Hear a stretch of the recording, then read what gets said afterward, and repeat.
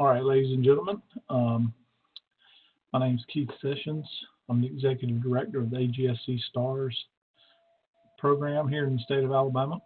And if you're watching this, you are most likely a member of the Area 4 Academic Committee, which is a newly formed committee. We'll get into more of how this committee was created in just a minute. But what I wanted to do was provide this recording of this presentation to you via email and via our YouTube link so that you could watch it in your own time.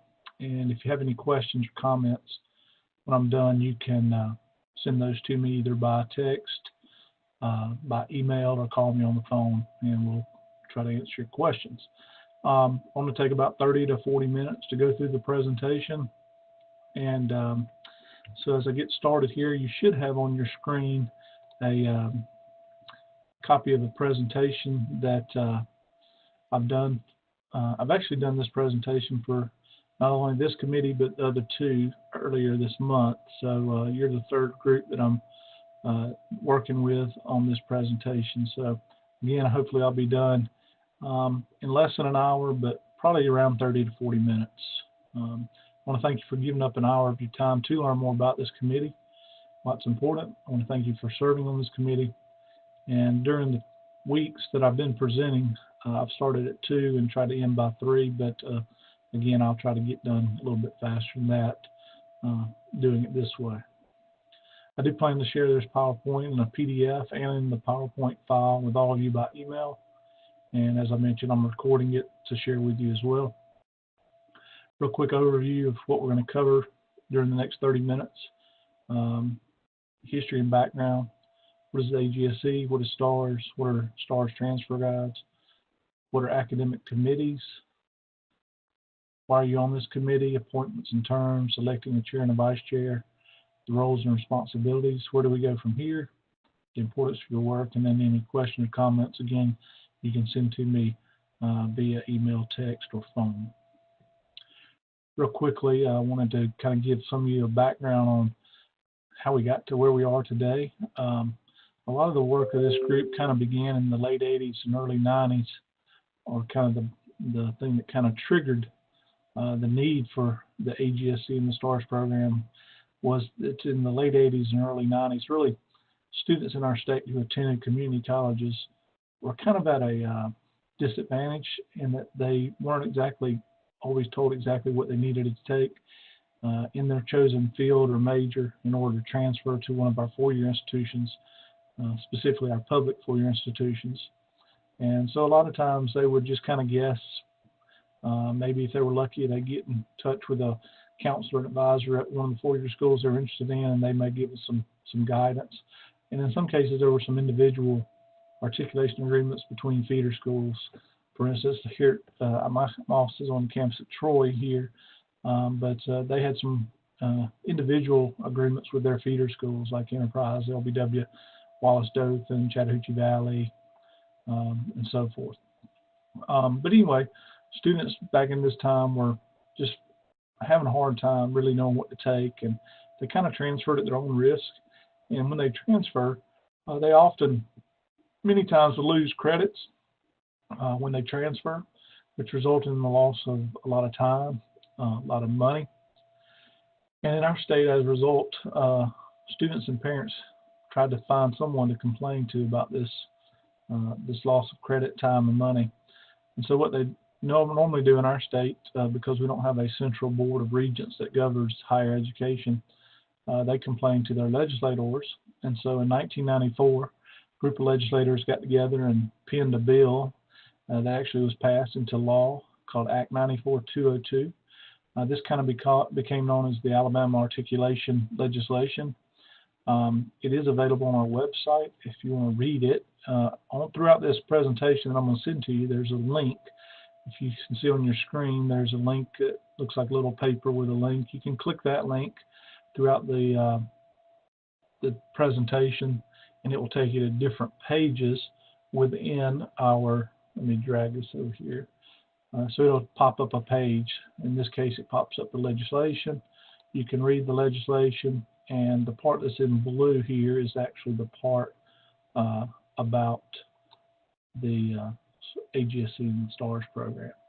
So that's just kind of gives you some idea. If you want to read the legislation, you can go do that in your free time.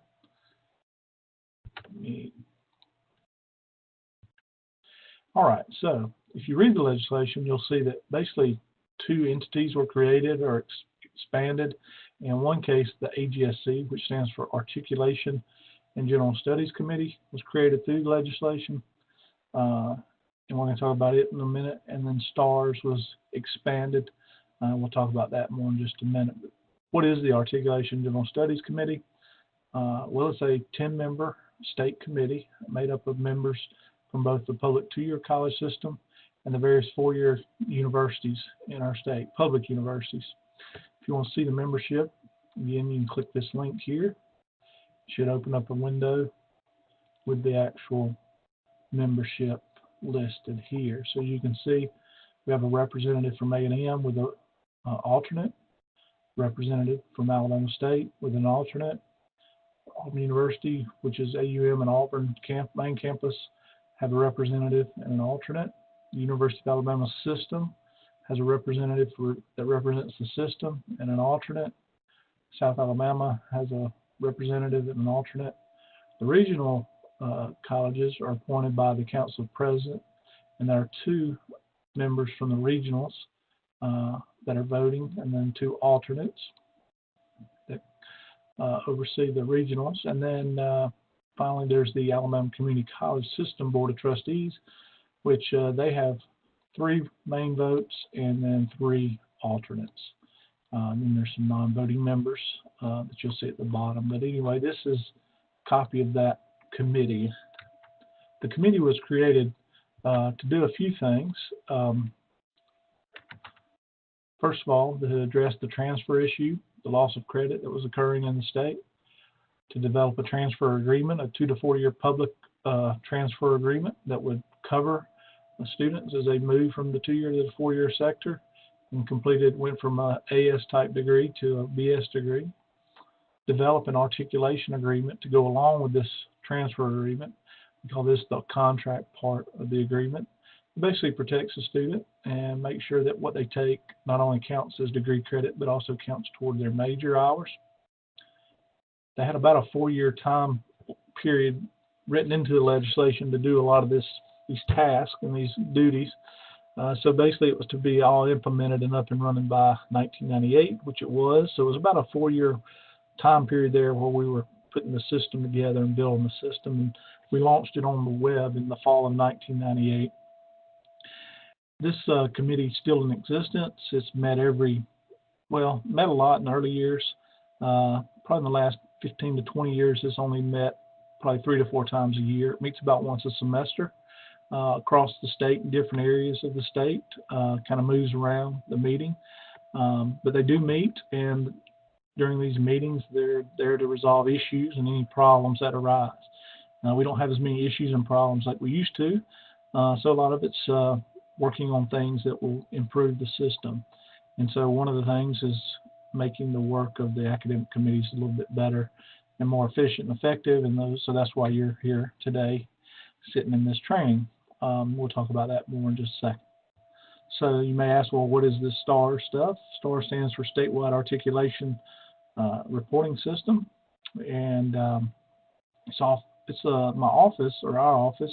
We are located on the campus of Troy University. However, we work with all the 2- and 4-year colleges across the state equally. No favorites. We try to make sure everybody's on the same page when it comes to transfer. We do handle the day-to-day operations of the work of the AGSC and the STARS. So the AGSC will set policy or approve policy, and we in turn will take that policy and implement it through our website, through various links, and also implement it through our transfer guide system, which we'll talk about in just a minute. We do maintain a website through which students obtain what we call transfer guides. We do work with both the 2- and 4-year institutions to improve the transfer process. Okay, I mentioned what transfer guides are. Now this is kind of, I guess, what you'd say our product or what we produce for the state. As you see on the right-hand side, this is a copy of the first page of a transfer guide. So this is kind of what it looks like. And the transfer guide basically, if a student uses it correctly and follows the guide, it'll guide them through their first 2 years of coursework, which is approximately 60 to 64 hours. And by following this, it prevents the loss of credit hours when they do transfer from the 2-year college to the 4-year public university in Alabama. We basically generate these agreements for 2 to 4-year transfers, but we do also have some other ways that we help provide guidance and direction to students who are either transient or maybe going 4-year to 4-year in other situations. But primarily, we're a 2-year to 4-year transfer guide system. And just to give you an idea of how many of these have been obtained, over 1.3 million since the fall of '98, which averages about 75,000 a year on average. That goes up and down depending on enrollments and other factors. But we usually get around 60, 65, 70, somewhere around that area is a pretty common usage figure. Before I want to go back to this, I'm going to show you how the student gets a guide, so you will kind of be aware of what's going on and how your work kind of fits into the process. So I'm going to click here, and let's just pretend that I'm a new student, and I am, let's say I'm a student freshman in Birmingham, and I'm attending Jeff State Community College. And so I'm been told about STARS, been told that if I'm planning to transfer an academic program in the state, it's important to get a STARS guide. And so they will eventually end up on this screen. Here they can get an official guide or an unofficial guide. We'll talk about official in a minute. But the unofficial basically gives them ability to shop around or look around in the system. And so let's just say I'm just kind of curious. I'm trying to pick between 4 or 5 majors to kind of focus on. So I'm going to say I'm from Jeff State. I'm going to say I'm a student. Could be a parent looking, or administrator, or advisor, or counselor. But let's just say I'm a student. And again, I'm just kind of shopping around. And I know that geography is kind of interest to me. I know that history. I'm sorry, I clicked the wrong one. History is of interest. I think I might want to teach history one day. Let's just go with that one for right now. So I hit get the guide, and basically this is the same guide as the official. It just doesn't have my name and information on it. So it's kind of like in a store where you're trying on different clothes and you decide to buy a certain size. We're just trying to kind of see what's out there. And so here you can actually tell what the history guide is going to look like. The official one, it just isn't. This one just happens to be an unofficial copy of it. So here you've got your area 1, which is 6 semester hours, and that's almost the same on every single guide, comp 1 and 2 basically. Area 2, which has your literature, your arts, and then some other selections for some other fine arts and humanities. Area 3 is your natural sciences and your math. So as you can see here, they have to select 3 hours from the following math, with finite being the lowest level. So they may clip into pre-cal, and they may take that instead, but a lot of students who are going into history will often take the math 110. They chose history because they didn't like the math as much, and so this is kind of the lowest math that they can transfer. And then you get into area 4, which is kind of this committee's area. And so here you have your basic choice. In this case, because it's a history major, we want the student to take a sequence of history from these 3 different sequences: Western Civ, History, World History 1 and 2, and U.S. History 1 and 2. And then the remaining hours, so let's take 6 here, the remaining 6 will be chosen from these. And then that gets you basically to 41 hours. So you're still about 19 to 23 hours away from having an associate's degree. So they tell you here to take some additional history, some additional electives, and then at the bottom it tells you which schools offer a major in history. In this case, all 14 do. So you could transfer this to any of the 14 schools in our state. So let me go back now and generate the same thing, except do an official guide in history. Here, when the student comes in to get an official guide, in most cases they're going to click on this green button, because this is transferring from an Alabama Public 2-year community college to Alabama Public 4-year university. This is the most common situation for people that get to this page. Sometimes, though, a student may say, hey, I'm interested in going to a private or another school in Alabama that's not a public school, like Sanford, Birmingham Southern, different colleges like that. So we do provide them with transfer guides to these, but it's not through our office. It's actually through some agreements that the Alabama Community College System has with the private institutions on an individual basis. So they're similar to STARS guides, but they're different. They're maintained by a different office. But we do link them to those if they're interested in that path. And then sometimes they may be coming from out of state or planning to transfer out of state, or some different, different situations. You can click here, gives you some different situations, and we give them some different advice just depending on what their situation is. But for just to show you kind of how it works, you're going to click here, and then the student, in this case, is going to be me, and I'm just going to put in my information. It asks for a name, middle initial, last name, street address, city, state, zip, a phone number, and then I can tell them whether or not I want to receive text messages at this number. I also then tell them where I'm attending. So in this case, I said I was at Jeff State, and I'm still very much interested in teaching history. So I'm going to go in on history and click that, hit continue to step 3. Here's where we kind of limit the recruiting information that we send out so that not everybody gets it. But we ask the student, okay, you can transfer to any of these schools in history, and you can use this guide to transfer. However, if you had to pick your first choice, where do you want to transfer to most likely, or what's your plan? Let's just say they're in Birmingham, so they want to go to UAB. They want to stay close to home, get a major in history from UAB.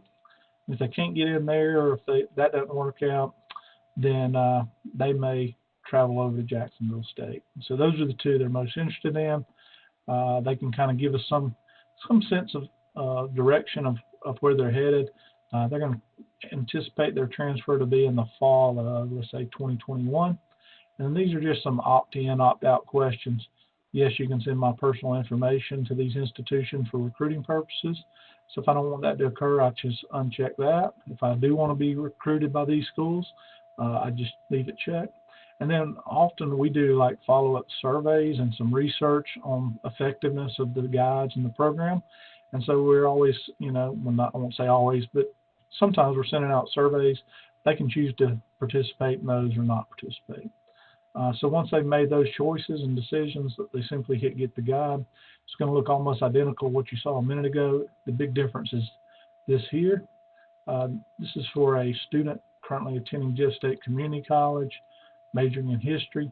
The date's important because it's kind of what everything hinges on when it was printed. It's good for 4 years from the date printed. So basically, a transfer student has 4 years to get 2 years worth of work completed. That's good for students that maybe attend community colleges that are not taking full loads, maybe working full-time, taking school part-time, or they're trying to take heavier loads in school and working a little bit, or they have families and just can't take full loads. So we do give them a little bit of leeway when it comes to completion of what's on this guide. And then the information that I provided about myself goes here. Some basic instruction goes here. And then the same thing that you saw a minute ago, which is area 1, 2, 3, 4, and 5. And then these are the schools that you can transfer to. And you can always go in on these, what we call area 5 pages, and get some more information. In this case, I'm interested in going to UAB. So in addition to my STARS guide, I'm going to look in on their web page and see what else they tell me about getting a history major. So I'm going to click on this history link. And so I basically have a couple of documents here that are going to help me kind of plan my course of study in history.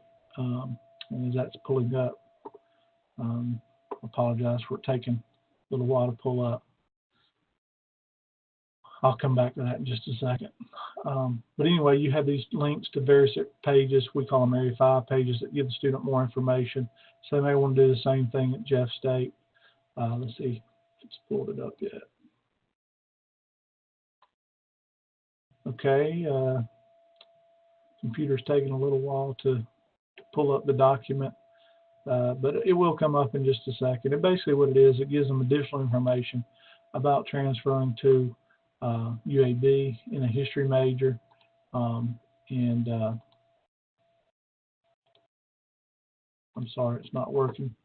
I'll check it again in a minute.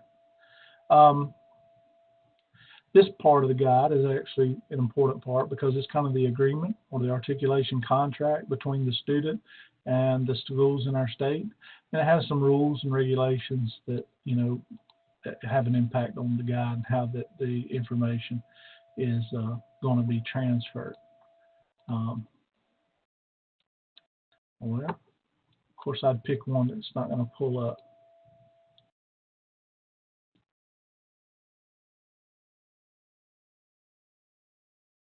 Okay, so we'll move on and then I'll come back and see. But most importantly, the student needs to follow this guide, and then here it is. So it finally pulled up. So there's some additional information here about the major in history. I apologize for it taking so long to pull up. So just gives them some additional information, some additional options, and tells them generally about who they can contact if they have questions, and what they can do to complete the guide and transfer to UAB. Let me go back. Okay, so that's basically a general overview of what a transfer guide is. And these are important because students do use them on a regular basis. And as you saw, there's basically 5 sections that make up the guide. Area 1, Area 2, 3, and then 4 and 5. 1 is your written comp, 6 hours. 2 is fine arts, humanities, 12. 3 is math and natural sciences, 11 to 12. 4 is history and social sciences, and 5 is your pre-professional major or elective courses area, kind of a area where we get the student ready to move on from the 2-year college into the 4-year college and make that transition. So it's kind of prepping them for that transition. I do have a note on the hours. Engineering guides do have a different numbering of hours, basically due to accrediting requirements for math and sciences. So that really won't impact the work you do, but I do want you to be aware of that. All right, so that kind of brings me to you all. Academic committees, what are they? In the early years of this program, the members of the committee at AGSC realized that in order for this thing to really work and to work well, we needed to have some input in the decision making about courses and templates and what would transfer and what would not transfer. And the best people to ask about that were the faculty groups across the state who are the experts in their academic fields and could tell us or tell the committee, yes, this is a general studies type course. No, this isn't not a bad course. It's just not a general studies course, and so forth. So your role, your work is important because these committees are the foundation and the cornerstone of the whole program. To kind of give you a little bit of history on this, on the committees from 1994 to 2018, we had what are called general studies academic committees and professional academic committees.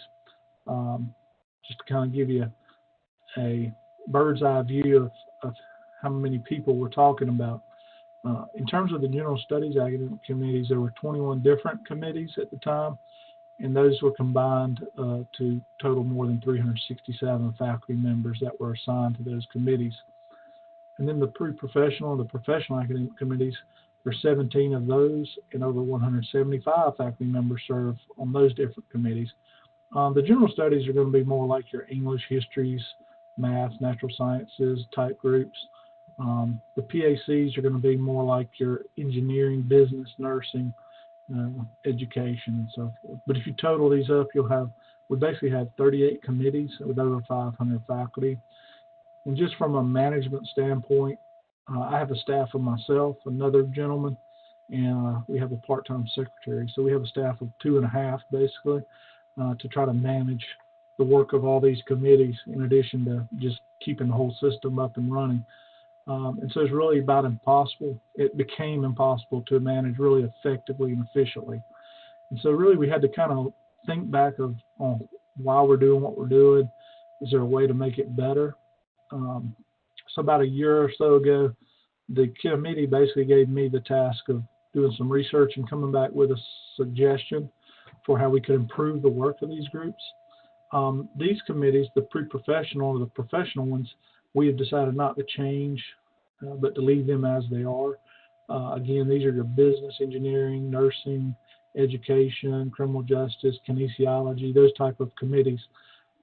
What we find is that these degrees or programs, for instance, computer science would fall under this, do tend to change, I don't know, more often than, say, the general studies groups do. For instance, a computer science major, what they took 5 years ago will probably be drastically different from what they take today throughout their major, as opposed to maybe a history degree or English or geography. That's not going to change a whole lot over the years. It's going to be pretty similar in terms of what's required for those general studies type degrees. So the plan right now is to keep these PACs in place and try to keep working to make them more efficient and more effective. And I think by reducing and restructuring the GSACs, that'll free me up to give a little bit more time to work with these PAC groups as well. So that kind of brings me to the GSACs. And so we had to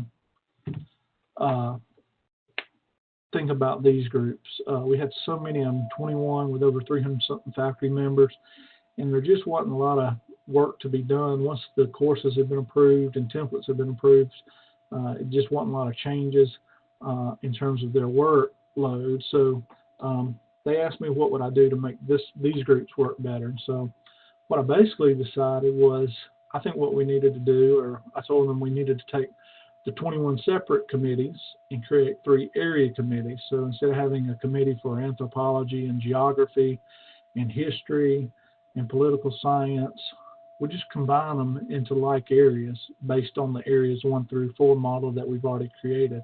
And so basically we took these 21 and I kind of used the funnel approach to kind of give you a visual. We pour them all into this funnel and they kind of come out in this this here. And I've got a mistake here, so I'm going to stop the recording for just a second and fix it, and I'll be right back. So I'm back, and I'm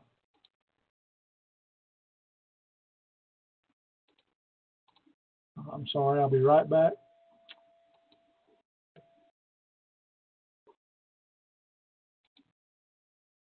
Okay, so I apologize for that. Let me start right here, pick up back where we were. As you notice, I've changed it. I had it messed up. I had it on Area 3. It should be Area 4. This is where this committee resides. I apologize. I've already done these same presentations for the other 2, and I forgot to change this on the slide. So it should be here. You're an Area 4 committee member, and so you're one of 28 members. We do have 14 of the 28 are 4-year members, 14 of the 28 are 2-year members. So you may say, well, why am I on this committee? Well, if you're attending or listening to this presentation, you were selected by your institution.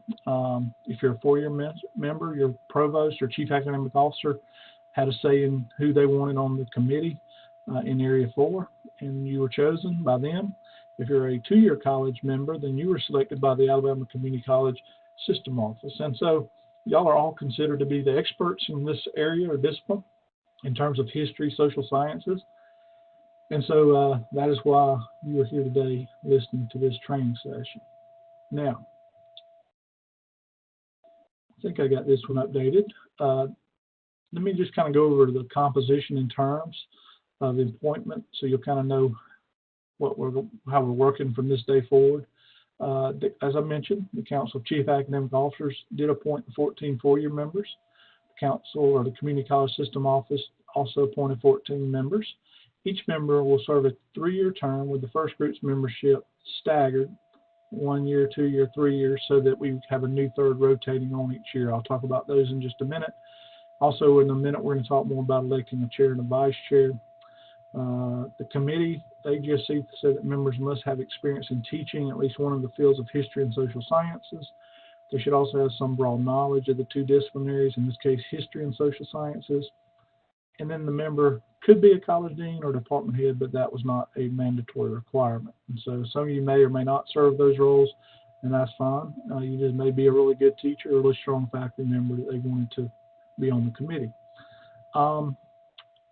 Anything that comes from this group in the future will require 15 yes votes. to move the item on to the AGSC for final approval. So if a course comes through in, let's say, a history course or a social sciences course, and most of these have already been acted upon, but there may be some new courses or some changes in existing courses that we need to look at. Anyway, I will send that out and ask for a vote.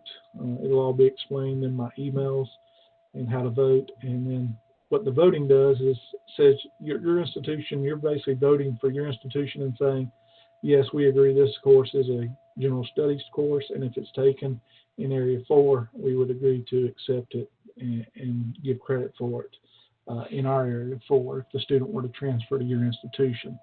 And so that brings me to the actual terms.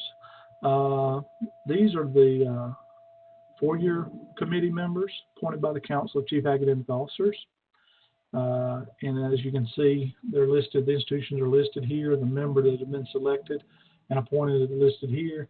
And then the middle column is the term ends. And what I did is I just staggered them. So every 3rd year has, so we started over here on the 4th person. So it was 2020, 2021, 2022, and then 2020, 21, 22, so forth, all the way down. So these were just kind of randomly put in there based on where you fell on the list. And so that's how your term will kind of start out. You will have the opportunity in the future when your term ends to select to have another term. So basically, if you want to serve your first term out and then serve another 3-year term, you can. Or if you choose to, if you say I've had enough and I don't want to serve anymore, you can just be replaced, and we'll have the Council of Chief Academic Officers work to find a replacement for your slot. So if you have a problem with these terms, just let me know, and by email or call me or text me or whatever, and I will work out something where we can maybe switch with someone or extend or do something different. So the 2 years are the same. Basically, I just randomly put them in 2020, 21, 22, and then did it again. So again, if you have a problem and you're a 2-year member, let me know, and we'll try to work something out where you could switch terms with someone. All right, the next thing we're going to have to work on here in the next few weeks is to nominate and elect an Area 4 committee to select the chair and the vice chair to serve for the next 3 years. So as you look back on this list of 2-year and 4-year members, if you know people on these lists that you know will do a good job of being a chair or vice chair, and you want to nominate one of them, you might email them first and just say, hey, I'm thinking about nominating you. Would you be willing to serve?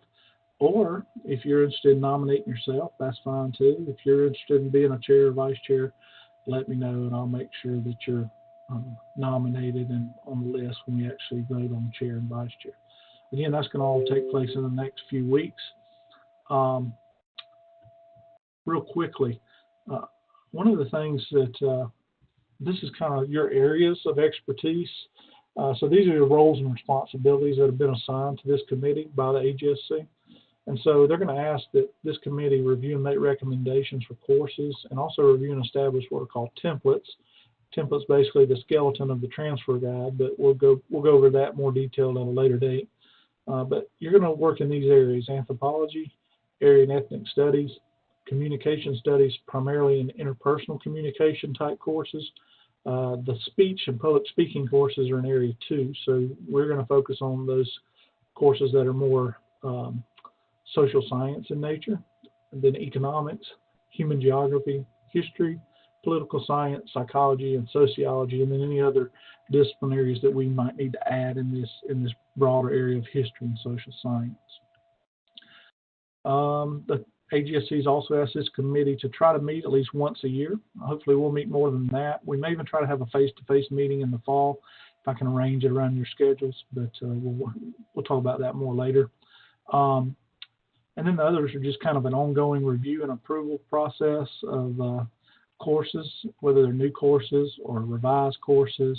So you're going to be looking at those and voting on those and having input on those courses. And again, I'm going to walk you through all the work that needs to be done each time, either by email or by WebEx meeting or face-to-face meeting. I'll kind of do the footwork and the groundwork. You're basically there to give your expertise and vote on courses and issues that come up.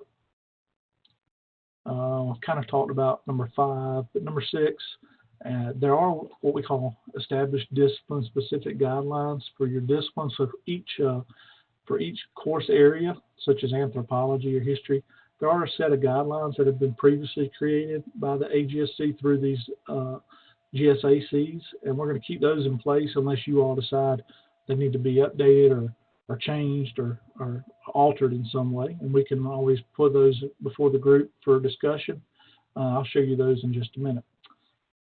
And then, as I mentioned, templates. A template is basically the skeleton of the transfer guide. It's kind of an overview of what will be in areas 1 through 5, a broad overview, and then we take that template and create what are called the actual transfer guide, the one with the specific courses that I pulled up for you a minute ago.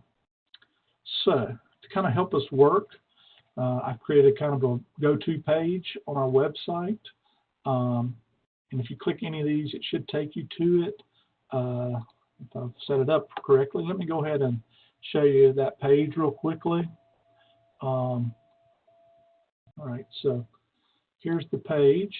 This is kind of the top of the page that shows what's going on, some things we're working on. So right now, this is what we're doing this week is your initial training on April 23rd and 24th. So this will change, and this will kind of become a to-do list or a working list for us. And so we can kind of see what we're working on, what the committee's working on. These are the same members I showed you a minute ago, listed from A&M all the way down to West Alabama, and from Northeast all the way from Marion and across the state. So these are your 2-year members, your 4-year members. And to email every member, you just simply click this email, all members. It'll populate the emails into your email creator or whatever you use to generate an email or create an email.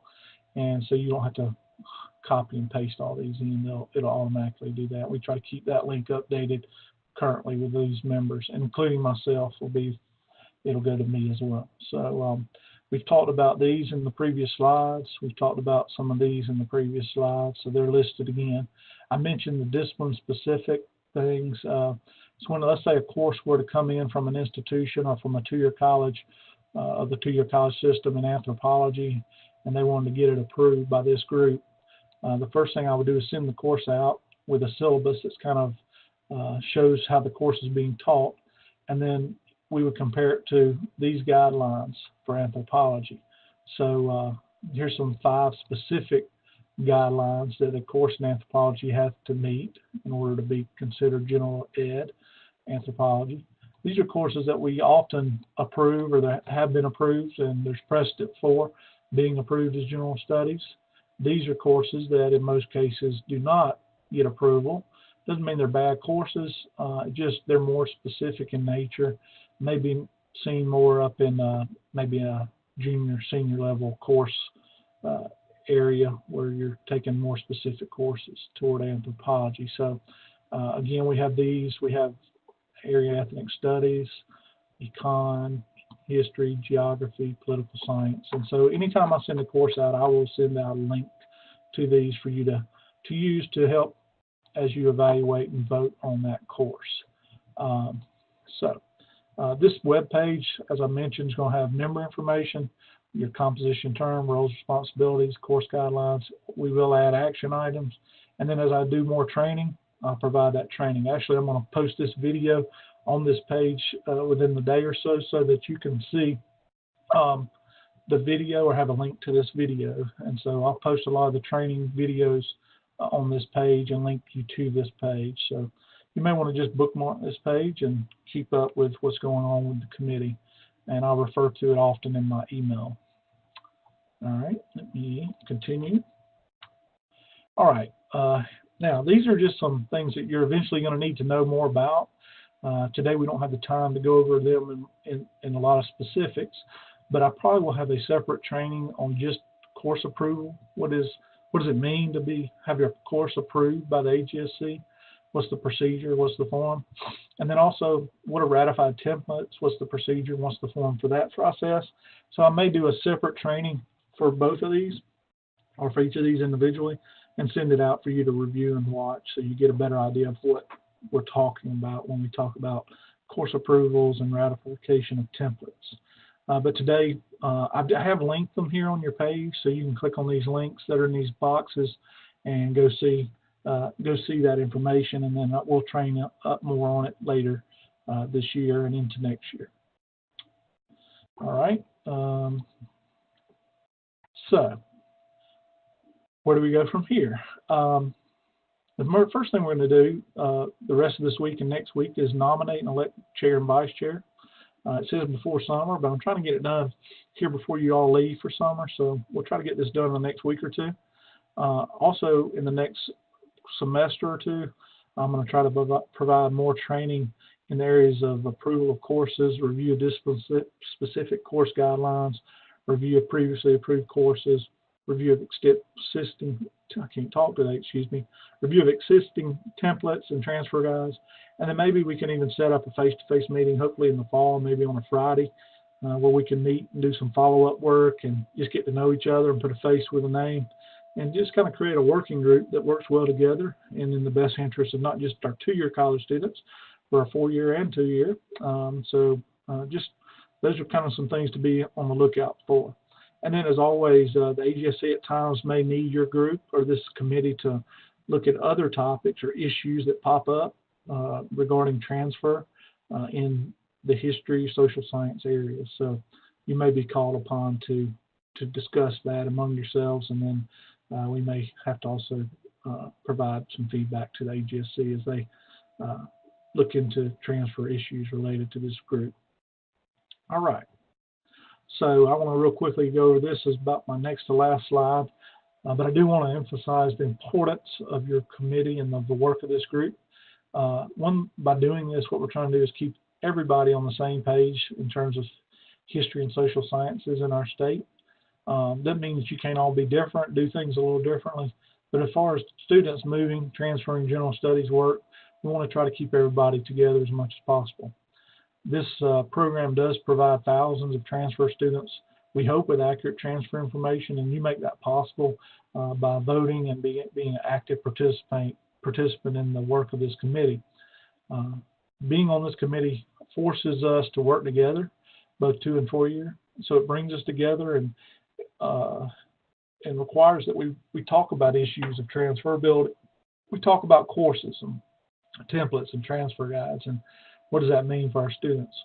Another thing it does is when students get the guides, we provide free recruiting information. So if you're an institution that's trying to build a program that's a social science program or a history program, and you want to get some more majors into that program, well, we're going to provide your institution with usage information so that when a student is interested in your institution in one of your majors, you can follow up with that student and maybe recruit them to come to your institution. You may only get them for 2 years, but 2 years is better than 4. And we have found that students who go through the 2-year college system and complete 2 years worth of work usually do very well when they get to the 4-year institutions. They usually academically perform up to par with the native students.